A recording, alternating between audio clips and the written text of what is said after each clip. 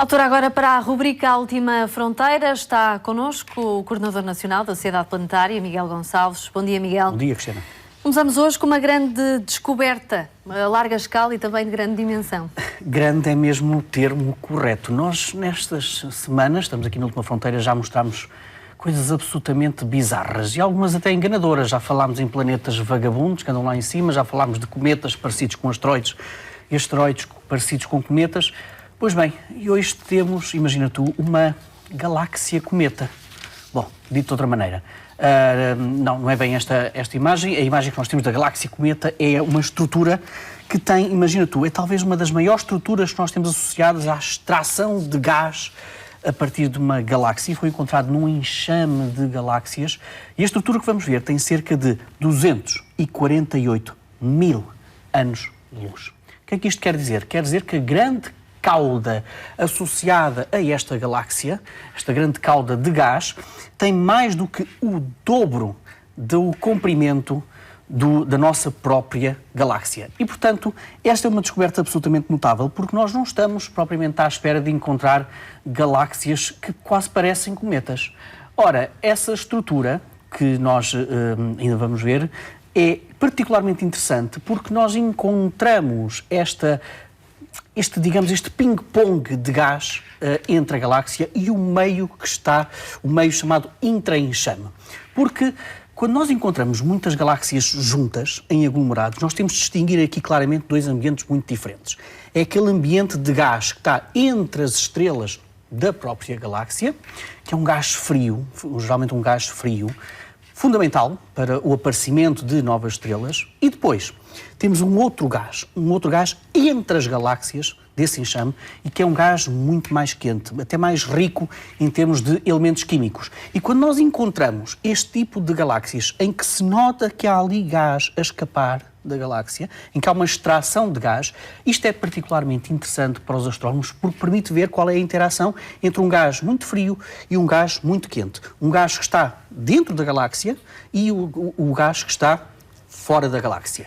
E nesta descoberta, o que é absolutamente notável é que, para além, obviamente, da dimensão desta cauda, é também o facto de este gás ser, ao longo do tempo, estar a ser extraído. E os astrónomos pensam que será totalmente extraído, precisamente, pelo enxame de galáxias, pela casa em que está inserido. E, portanto, o que é que isto dá origem? Dá origem a que nós não vamos encontrar a formação de novas estrelas propriamente nesta galáxia, mas vai ser localizada. Ou seja, as maternidades das estrelas estão a ser deslocadas, arrancadas da galáxia para zonas fora da galáxia. E isto é uma interação dinâmica extremamente interessante de assistir e da relação, digamos assim, mais ou menos amistosa entre dois tipos de gás. Mas temos também outro tipo de novidades que também impressionam pelas dimensões. E neste caso vamos falar de um outro enxame de galáxias que foi descoberto pelo telescópio espacial Spitzer e pelo WISE e temos que recuar a cerca de 8,5 mil milhões de anos-luz. O universo tinha sido criado há pouco mais de 4 mil milhões de anos.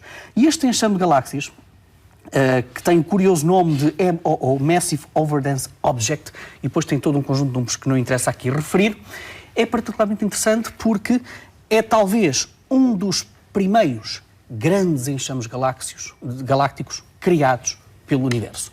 Os astrónomos que fizeram esta descoberta vão até mais longe.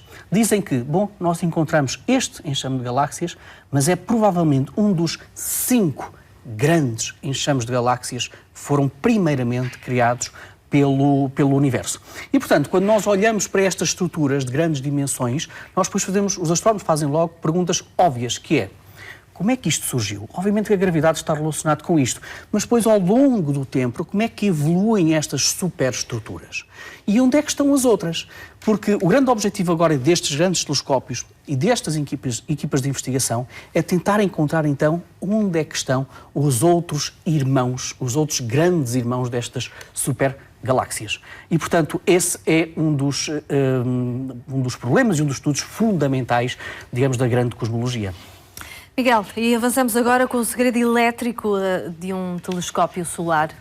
Olha, é precisamente este que nós estamos a ver nas imagens. Chama-se Solar Dynamics Observatory. E, apesar de nós conhecermos o Sol, desde que nos conhecemos praticamente, e ele reger a nossa vida, oh meu Deus, há tantos mistérios ainda à volta do Sol e a sua influência e o seu diálogo com a Terra. E este telescópio é um dos mais interessantes que tem estado a fazer um trabalho fabuloso para estudar o Sol. Ora, nós, quando colocamos satélites aqui à volta da Terra, ou quando colocamos alguma coisa elétrica à volta da Terra, nós temos que contar com a proteção do campo magnético da Terra, que protege-nos desse vento solar, das partículas altamente energéticas por parte do Sol. Até aí tudo bem, de certa forma. O problema é que este tipo de satélites funciona muito para lá da órbita da Terra. Não consegue estar envolvido nesse manto protetor do nosso campo magnético. E, portanto, imagina tu, quando há ali um problema elétrico, quando, por exemplo, temos uma sobrecarga elétrica, o que é que acontece na nossa casa? Popularmente dizemos que, olha, arrebentou o fusível. Pois bem, estes fusíveis deste tipo de observatórios têm que ser absolutamente especiais. E por isso é que a NASA pediu que uma empresa da área, que já trabalha há mais de 50 anos na área da distribuição elétrica, construísse de alguma forma uma espécie de um fusível espacial. Porque quando cá em casa rebenta o fusível, nós depois temos que lá ir ligá-lo. É um bocado complicado fazer isto neste satélite, porque se rebentar o fusível, nós não temos astronautas para irem lá voltar a fazer a distribuição elétrica. E, portanto, essa empresa, a Micropec, decidiu criar aquilo que chamam de um controlador de potência de estado sólido e que, no fundo, funciona das duas maneiras e de uma maneira automática. Ou seja, quando detecta uma sobrecarga elétrica, ele para imediatamente a corrente elétrica. Mas depois tem também a capacidade de analisar o problema e voltar a reestabelecer, portanto, a reestabelecer a distribuição elétrica. E isso é absolutamente notável quando estamos a falar de um satélite que está a milhões e milhões de quilómetros da Terra. E, portanto, consegue de uma maneira praticamente automática analisar a distribuição elétrica. Ora, que jeito que isto dá até mesmo na Terra. Imagina, por exemplo, se isto acontece em hospitais, em que nós precisamos de ter uma distribuição elétrica como deve ser, que quando há sobrecargas elétricas rebenta o fusível, está certo, mas depois é preciso muito rapidamente nós termos um processo automático para voltar a distribuir a corrente elétrica. Ou, por exemplo, num exemplo mais comercial, os LEDs utilizados, por exemplo, em muitas das publicidades, que são lâmpadas que, no fundo, têm superaquecimento e, portanto, também têm fusíveis que rebentam, digamos assim, quando há uma sobrecarga.